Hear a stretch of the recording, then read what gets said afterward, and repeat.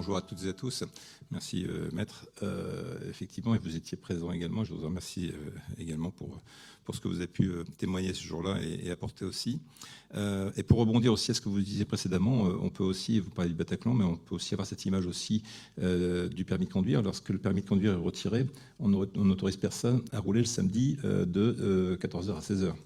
Je crois que voilà, quand il est retiré définitivement. C'est vrai que ce centre médiatisé pose aussi certains problèmes. Voilà, je voudrais remercier également Francesca Pasquini pour l'organisation de ce colloque et pour la qualité aussi des intervenants qui nous éclairent davantage encore. Ça nourrira encore davantage aussi nos travaux. Et Pierre Goulet qui nous a quittés, mais je sais qu'elle est attachée bien sûr à tous ces sujets. Et plus largement, et c'est ce qui m'a rapproché encore plus de cette délégation des droits de l'enfant, c'est le travail participatif, puisque là, il s'agit d'une PPL que j'ai pu déposer, mais il est aussi convenu que cette PPL doit alimenter d'autres PPL, certainement, pour faire vraiment un texte commun et un texte ambitieux pour la protection de l'enfant. D'ailleurs, c'est l'objet aussi de cet après-midi. Plus largement, cette PPL, elle porte sur la protection de l'enfant victime ou co-victime de violences intrafamiliales. Et en l'occurrence, pour ce texte, nous abordons donc quatre thèmes. La révision du délit de non-représentation, la réforme du droit de visite et d'hébergement, on parlait du droit de visite précédemment, mais droit de visite et d'hébergement, ou encore la remise à plat des visites médiatisées, comme évoqué précédemment. Et pour cet après-midi, pour mon intervention, eh bien, c'est particulièrement sur l'ordonnance de protection de l'enfant. On a parlé beaucoup de la Civise. C'est bien sûr une préconisation aussi de la Civise sur l'ordonnance de sûreté de l'enfant. Et c'est un sujet qui a été abordé aussi par Isabelle Santiago, aussi, qui a déposé un texte récemment, ainsi que ma collègue Émilie Chandler aussi, sur l'ordonnance provisoire de protection immédiate qui a été adoptée à l'Assemblée nationale en mars dernier et qui porte principalement sur les violences intrafamiliales et les rapports au sein du couple. Donc voilà, le champ est assez réducteur et n'englobe pas bien sûr les violences sexuelles commises sur les enfants. C'est ainsi que la proposition de loi fait en sorte de remettre l'enfant au cœur du processus juridictionnel. Alors c'est vrai, on en parlait précédemment, j'ai entendu beaucoup... Et je crois que c'est revenu dans la bouche de tous les intervenantes et intervenants, c'est écouter l'enfant, c'est l'écoute de l'enfant. Moi, j'irais plus loin, c'est écouter et entendre l'enfant. Et là, il est important donc de remettre l'enfant au cœur de ce processus et donc de créer une ordonnance de protection de l'enfant spécifique. Une proposition, comme je l'ai dit précédemment, soutenue et bien sûr donnée en préconisation par la Civise.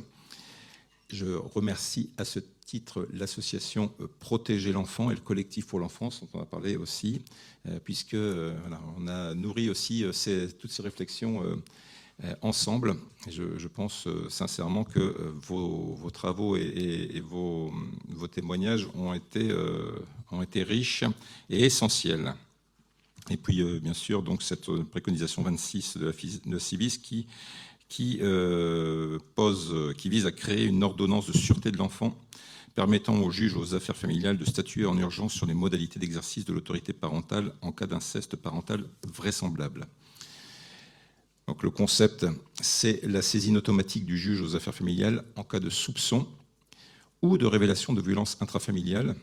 Donc on va bien sûr plus largement que les violences sexuelles ou l'inceste, et qui peut intervenir pour mettre immédiatement en sécurité l'enfant dans l'attente des décisions finales. Alors cette ordonnance, elle a plusieurs intérêts. D'ailleurs, dans un premier temps, c'est pour un meilleur traitement juridique des affaires. Il s'agit là d'isoler l'enfant des pressions des parents et puis, bien sûr, de le protéger physiquement et moralement, le temps, bien sûr, de l'instruction, pour préserver la santé mentale de l'enfant, le docteur Alvarez, qui avait été associé bien sûr à ces travaux, a beaucoup travaillé sur les psychotraumas touchant les enfants victimes ou co-victimes de violences intrafamiliales. Et donc on peut faire donc un parallèle avec le traumatisme touchant les soldats en période de guerre. C'était tout à fait éclairant. Ce traumatisme ne guérit jamais, je l'ai entendu également, hein, et à plusieurs reprises.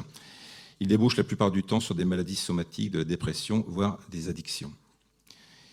Et alors, je ne sais pas si c'est pour faire des économies pour l'État, mais je pense que la prévention vaut toujours mieux que sur le travail à entreprendre après, hein, sur le curatif, puisque l'ordonnance nous déchargerait du coût du déni qui coûte chaque année 9,7 milliards d'euros selon l'étude de la Civise. Voilà, pour vous dire donc que nous sommes beaucoup à travailler autour de ce sujet, beaucoup de députés comme vous avez pu le voir. Je pense que ça doit aussi vous réconforter de voir qu'il y a de plus en plus de députés, pas assez encore certainement. Tout à l'heure on m'a dit mais il faudrait que tous les députés soient dans la salle. Alors, ils sont aussi par ailleurs dans les commissions, en séance, donc on ne va pas mettre tout le monde dans la salle, mais je pense que voilà, il y a beaucoup de députés attachés autour de ce sujet. Et le tout aujourd'hui, bien sûr, c'est de fédérer davantage. Et je remercie encore, bien sûr, Francesca Pasquini d'avoir organisé ce colloque. Et comme je vous l'ai dit en préambule, l'objet aujourd'hui, c'est donc de faire de cette proposition de loi une proposition de loi beaucoup plus ambitieuse, avec tous les sujets tournant autour de la protection de l'enfance. Merci à vous.